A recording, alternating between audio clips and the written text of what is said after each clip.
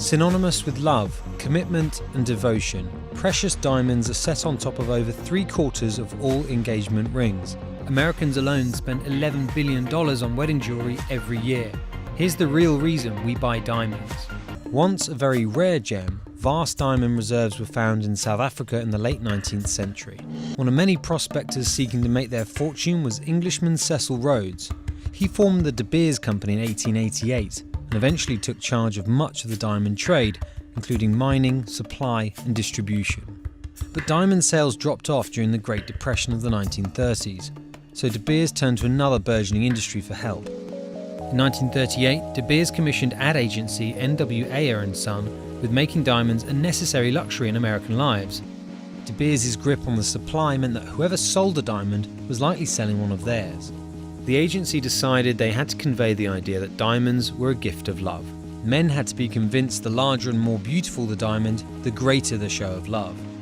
And women had to view diamonds as an integral part of courtship. The agency went to Hollywood, tasking producer Margaret Ettinger with reinforcing the image of the diamond as integral to love. She supplied jewellery for stars like Merle Oberon and Claudette Colbert to wear on screen. They became symbols of upward mobility. Anyone could aspire to become like a movie star or a princess with their own diamond. De Beers even managed to get into schools and churches to discuss the history of diamonds. Their true intention, sowing the seed with children that diamond engagement rings were part of marriage and that it was a tradition. By the 1940s, as America's men went off to war, the number of marriages started to rise. Between 1938 and 1941, diamond sales went up 55%.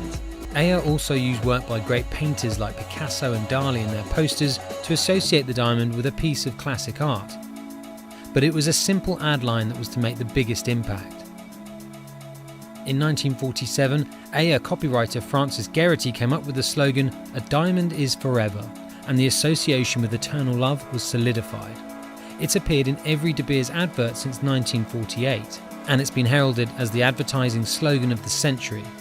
Ayer's copywriters were also skilled in directing consumer spending habits, suggesting a month's salary was a good amount to spend on a ring, then upping it to 2 by the 1980s. Before the Second World War, 10% of engagement rings contained diamonds. By the 1980s, the number was up to 80%. Over the same period, diamond sales in the United States grew from $23 million to $2.1 billion.